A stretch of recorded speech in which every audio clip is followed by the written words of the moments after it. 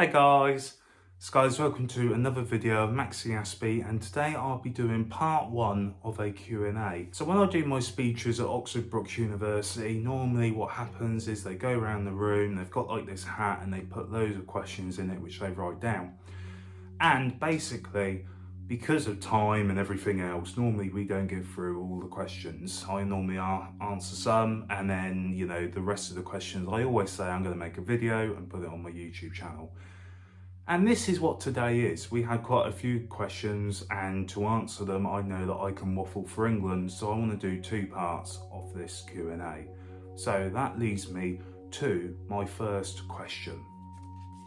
There is a question, and it's not my handwriting because it's not that neat.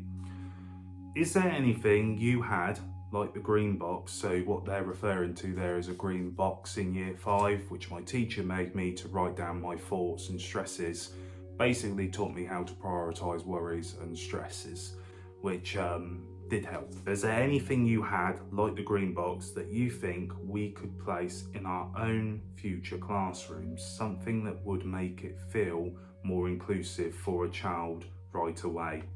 I think it's a good question actually, and I think the answer is yeah. I think if there was a green box for every child in every classroom, from the get-go, it would teach them what I had to be taught a bit more, which is how to prioritise our stresses and worries. Yeah, the green box for me was really helpful in order to do that. I think as well as things for future classrooms, I mean, again, I'm no teacher, but the things that helped me the most was finding something I was interested in. School systems at the moment, sort of, I feel, everyone has to learn the same thing at every given point. And I know it'd be very hard to implement this, but I think it's so important that we engage young people into the subjects that they really want to learn about and that they're interested in. Because the best way for me as an autistic child was to get me to learn was finding something I was interested in and tailor it to that. Whether that was wrestling or fairy tales or football, whatever it was, if it was tailored to that subject, I really wanted to learn it and I really wanted to know about it. And the only way I could access that bit of information was to learn how to read, was to learn how to write, was to learn how to do maths. If I wanted to find out how many world championships Ric Flair won, I'd have to do the maths to find that out. I'd have to understand the numbers, I'd have to understand the history, I'd have to understand how many days he held it for, etc, etc. So if you really find something that can really tailor to that child, that's so important. But things like a green box, things like relaxation spaces in schools, things like noise cancelling headsets can be really helpful. All of these things, not only you can implement for autistic neurodiverse children, but also will be helpful for neurotypical children as well. I hope that answered that one. I waffle a lot. Second question. You indicated the difficulty you had at school. Can you give us an insight to what it was really like and how, or still does have an impact? It was difficult because the primary school I went to, it took me 6 years to find friends and make friends, and I eventually did through very hard socialisation lessons, but I found it in the end. Secondary school I then went to, and I was too bothered about making friends. Because I had an educational health and care plan, my friends were like this, and they all went to the school like this, and I all went to the school like that. So we were very much separated because we didn't go to the same school because of the education, health and care plan. I was then sent to an ASD unit, wrong language already.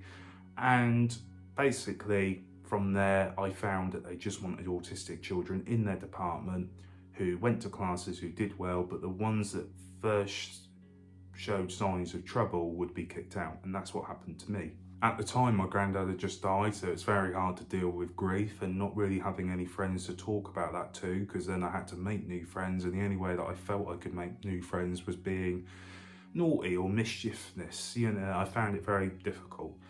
In the end, I then got kicked out because I wasn't going to classes and I was getting bullied. Then when I went to the SEND school that I went to, the support at the school was second to none, but the environment was very tough at times. A lot of the time there'd be, in the classroom of 6 people, there could be 12 fights a day. They'd call the teachers horrible names. I often saw teachers get hit, punched, spat at. It was quite difficult, and sometimes it felt it's some things still get to me to this day. You know, I saw a teacher get violently beat down and I thought they were going to die. You know, it's things like that that was quite harsh and quite impactful for me to remember.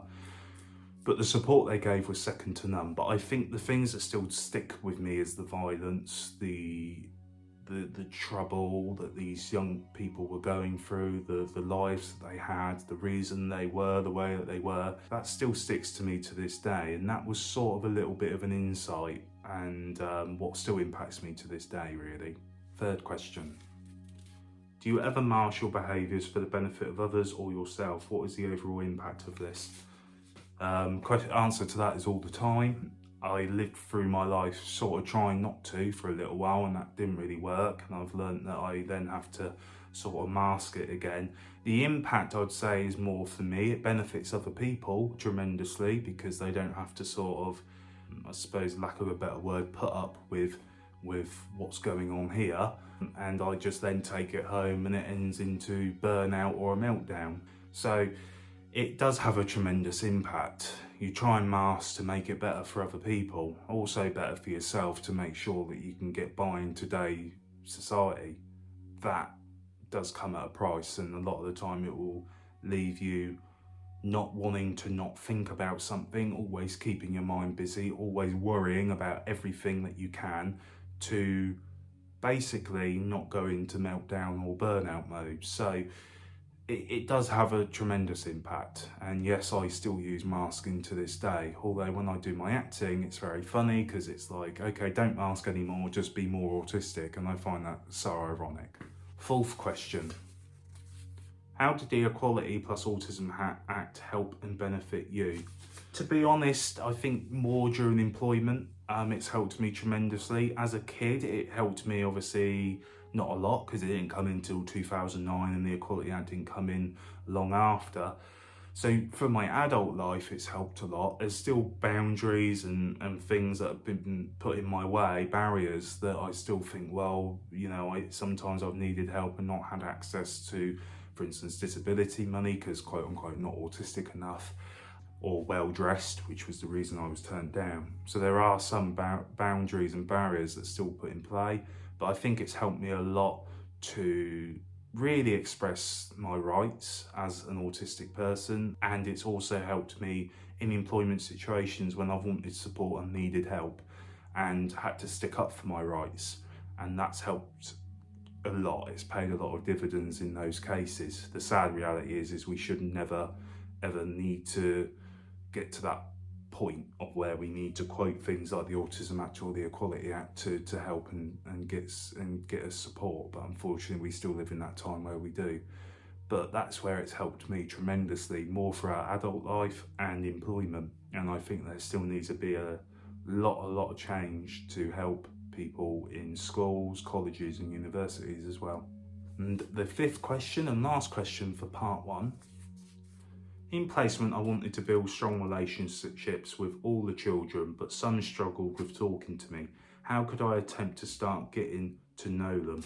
Honestly, I still find this hard myself when I go in and do speeches to schools. It's how we engage our young people and how we can get them to talk to us and trust us. And you've got to remember, these people might have gone through some horrible, significant stuff, which might be their barrier in talking to you, because it's not that they don't want to talk to you, it's probably that they want to, but they don't know how, or they're scared because they don't want to trust someone else that's going to walk out of their life, because a lot of autistic people have the situations where they go, you know, into care and then they're with someone else and then they're with someone else and they trust that person, then something else happens and then they're somewhere else.